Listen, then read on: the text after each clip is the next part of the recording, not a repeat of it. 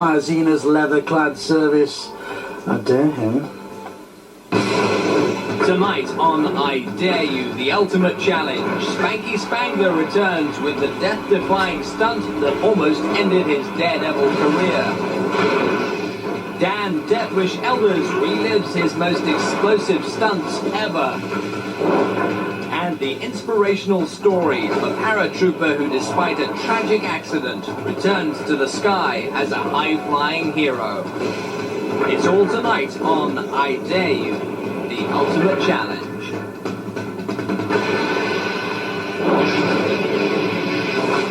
Stuntman Spanky Spangler is no stranger to I Dare You, and there's a reason for that. If it moves, Spanky will jump it. It doesn't matter if it has 2 wheels or 4 wheels. Sometimes Spanky jumps things with no wheels at all. Like I was born with, I always said I was God gifted to do stunts. I have an instinct to do this. I can look at a situation, analyze it, and make it work. Spanky has performed over 22,000 stunts in his career and says if there's one thing he's learned, it's that bigger is always better. The greatest thing about being a professional stuntman is being challenged to do bigger and better and harder stunts. You're going to jump a car, the next time you jump it on fire, or you jump it higher, faster, or over more cars, or whatever. You always try to add something to the stunts. On this day, Spanky has decided to up the ante on a stunt that almost ended his career, the pyramid car crash. What happened is I went in a hard top and came out a convertible. Cut the top of the car off. They could have taken part of me with it. So now Spanky is about to perform the stunt again, only this time he's setting the pyramid on fire. Fire is one of the most dangerous things that you can come across because it always comes at the wrong time. I have pyro. It's gasoline bombs flying off everywhere. It's very dangerous with pyro. Here's how the stunt is designed to work. Spanky starts with 15 cars. His crew removes the engines and the fuel tanks.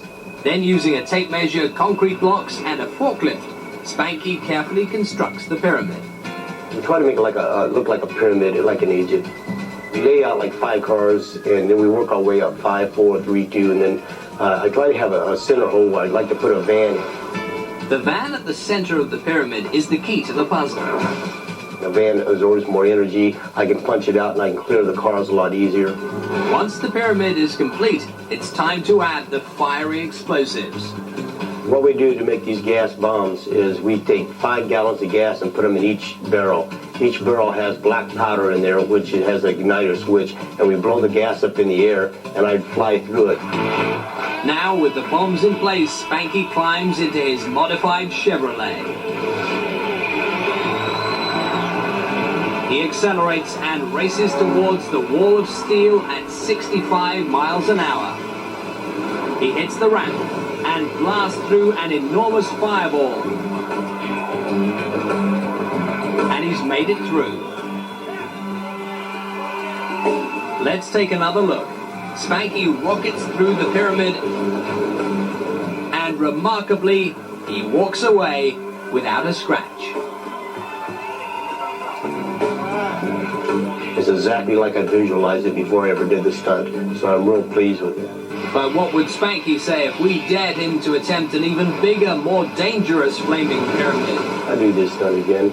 I'm a professional stuntman, and that's what I do.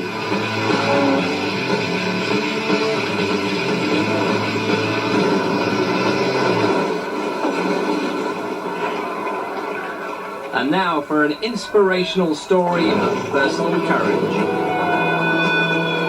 Sergeant Dana Bowman was living a dream as a member of the U.S. Army's elite parachute squadron, the Golden Knights. When I was selected on the team, it was everything to me. You know, with my special forces training and all the other things I did in the military, I couldn't compare it to some of the things that we did on the parachute team. But his life would be changed forever during a dangerous aerial maneuver called the Diamond Track. An objective is for the people on the ground to see a big diamond in the sky, etched out by the smoke canisters that are connected to our ankles. When we were coming on the bottom half of this diamond, myself and Sergeant Jose Aguiar collided in midair.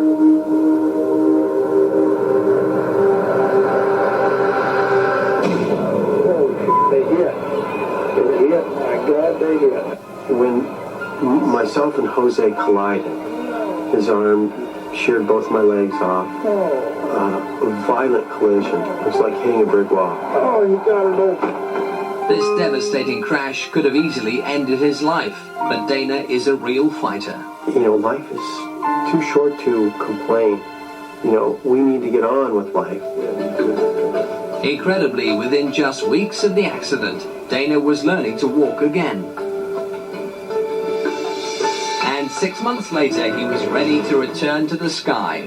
Dana joined a wedding party for a group skydive. When the Army saw this incredible video, they wanted Dana back. He became the first ever double amputee to re-enlist.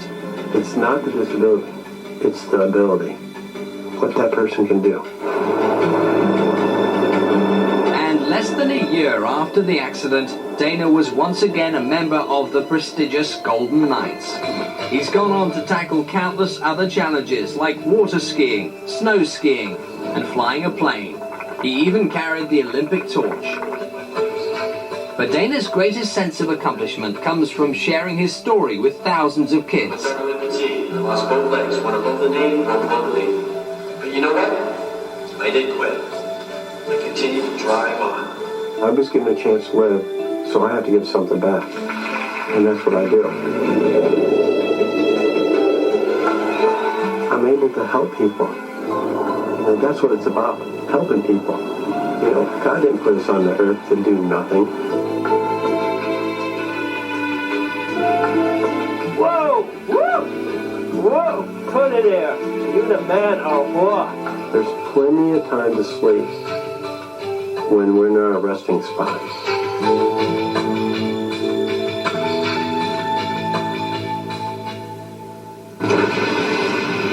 Even as a boy, Dan Elders had a desire for danger.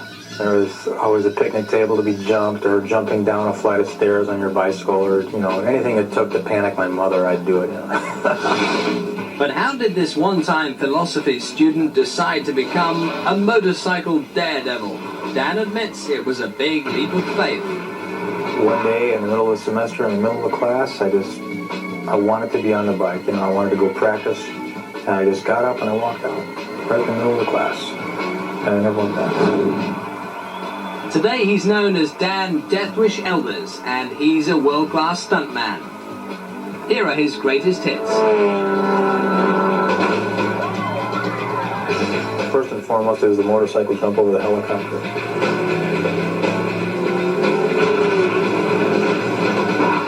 The second one I do quite a bit is the human bomb. I'll go in a box with high explosive and explode, catch fire.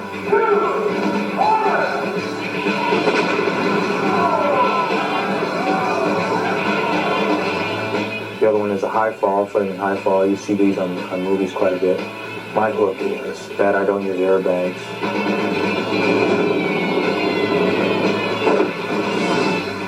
Dan's long list of death-defying stunts has made him a crowd favorite wherever he goes.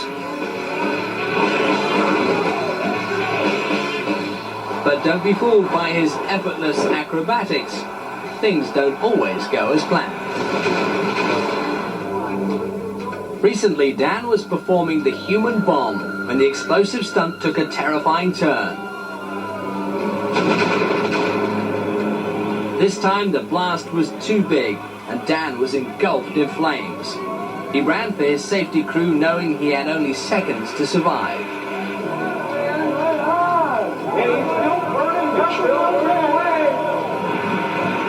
And the thing went off and it blew hard. I mean, there was gas everywhere, and I was completely soaked in gas. And much more than I had anticipated. I ran like a fool.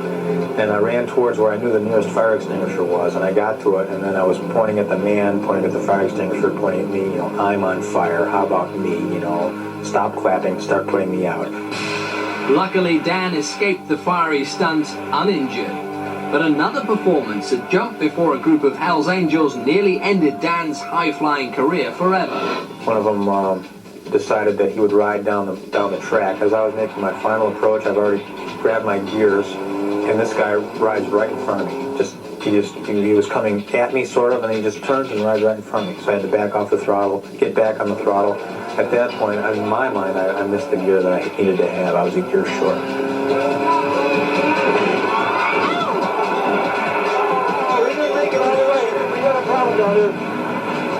So I hit the thing, which was a car, and didn't even get to the boxes. I landed right in front of them.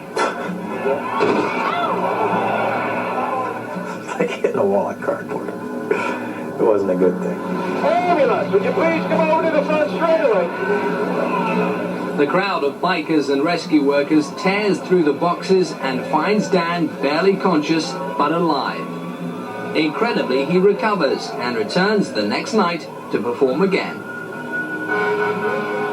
For a stuntman like Dan Deathwish Elders, that's all part of his philosophy for success. I'm relieved that I did a good job for my promoter, and I'm relieved that I gave these people something to talk about and take home with them and talk about for a few weeks yet to come.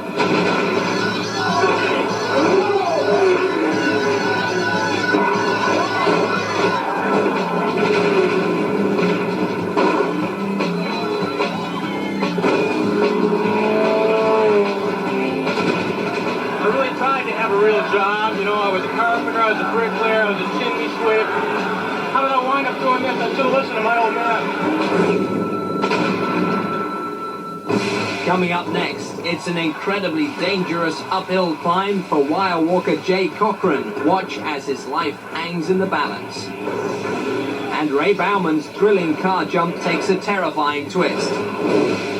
When I Dare You, the ultimate challenge, continue.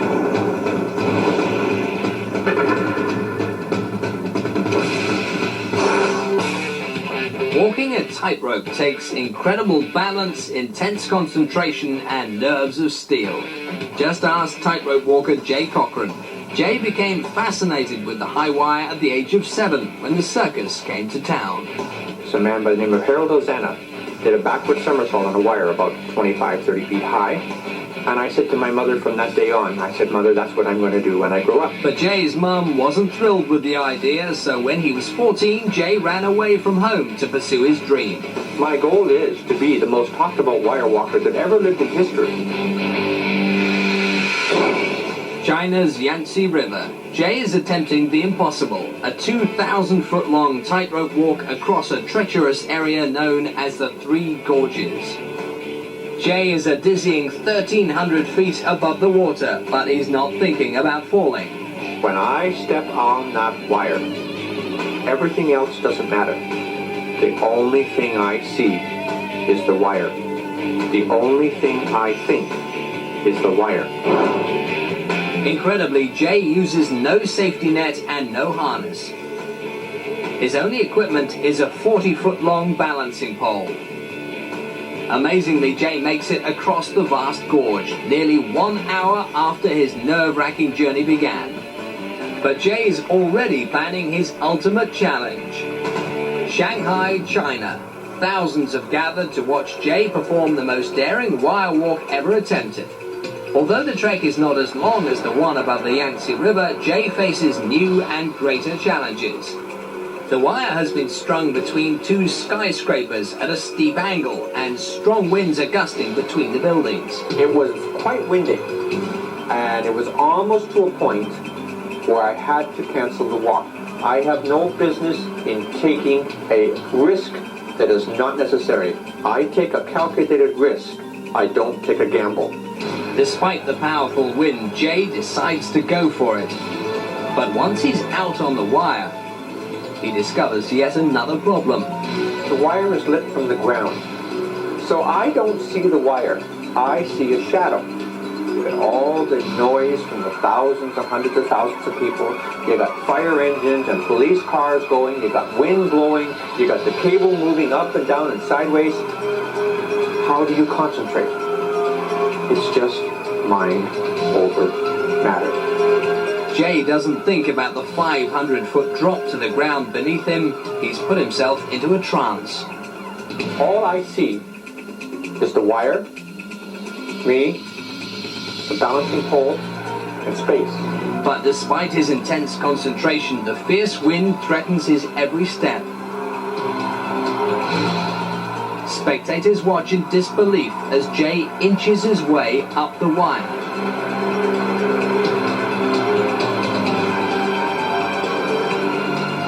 Incredibly, he makes it across in only 18 minutes, setting a new world record.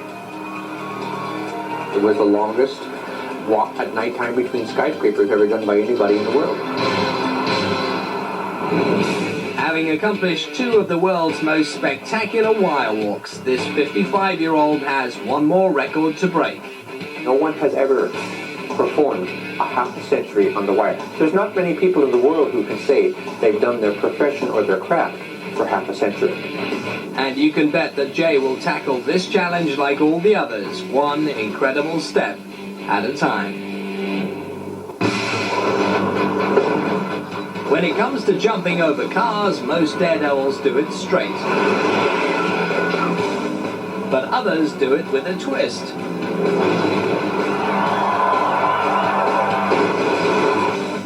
And no one does it better than Ray Bauman.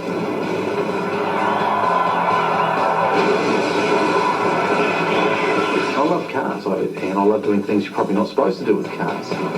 Ray is one of the most respected stunt drivers in the world. He's made his career performing bizarre jumps, unusual crashes, and sometimes wild combinations of both. I'm lucky to be in a business which is so open and so easy to explore your imagination. Ray's trademark is the corkscrew jump, and here's how it works. When Ray hits the ramp, his right side wheels will ride up on this modified railroad track, causing his vehicle to corkscrew as it's launched high above the landing pad of cars. Spectators hold their breath as Ray drives into position. He's well aware of the extreme danger he's facing. With normal car jumps, you know basically how you're going to land, but with a corkscrew, you don't know. You could be halfway through your third turn. Finally, the moment of truth. Ray hurtles towards the ramp at 80 miles an hour.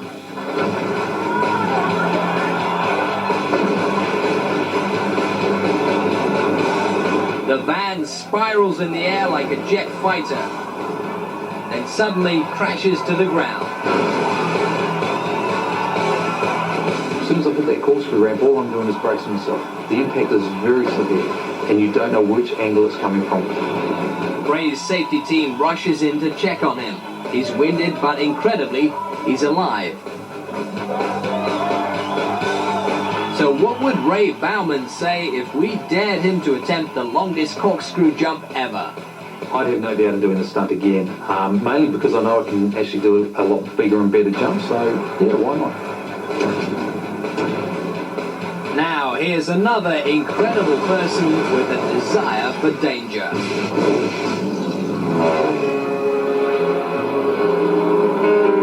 If anyone should have been born with wings, it's surely high-flying daredevil Yves Rossi. As a pilot and parachutist, Yves would rather be in the air than on the ground. You see beautiful mountains, you see beautiful places where you have ideas, yeah, here I could do something. Here in Gloucestershire, Yves is about to attempt something that no one's ever tried before. He plans to walk across the wing of a plane, grab these two handles, and then hang between both planes as they fly at 2,000 feet in the air and at 90 miles an hour. He knows it's risky, but he thinks it can be done. As a jet pilot, we fly in formation very near, and I know these problems. And as a parachutist, I had also the opportunity to do this safely. The stunt requires precision timing between Yves and his pilots. That's why he's hired an elite aerobatics team from a local flying circus. They've spent weeks working on the piloting tactics required for the stunt. If you go at the end of a wing, you have some weight on the wing, so you have to counteract on the stick on the other side. But most of the pressure is on Yves, who must tread very carefully during his wing walk. If I put all my weight on this wing and come with all my weight on the other wing, it does like this and it's over.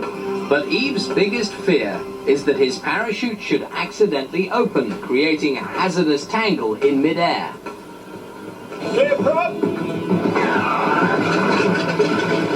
Having considered all the dangers, Yves and his team are ready to go. It's time to put fear aside and get the job done. After reaching their desired altitude, the pilots maneuver their planes closer together. Then Yves climbs out of the cockpit and begins his treacherous wing walk.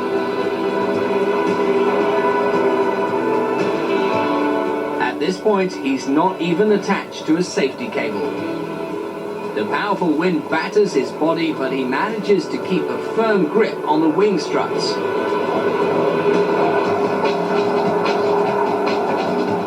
Finally, Yves arrives at the wingtip and gets himself into position.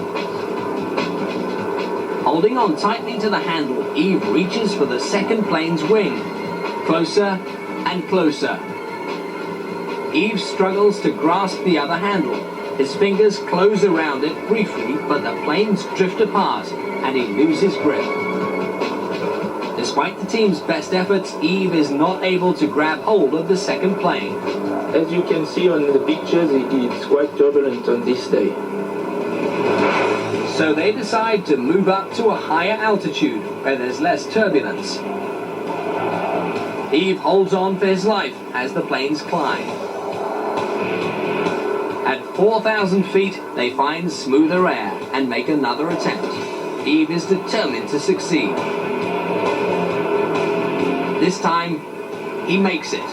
Incredibly, Yves dangles over the distant Earth as he hangs between the two planes. It's a perfectly executed human link. After 9 seconds, he lets go and opens his parachute. Looking back on his amazing accomplishment, Yves recalls how difficult it was. The problem was to pass half of my weight very smoothly from one wing to the other, and we did it. This was, I think, the toughest thing I did.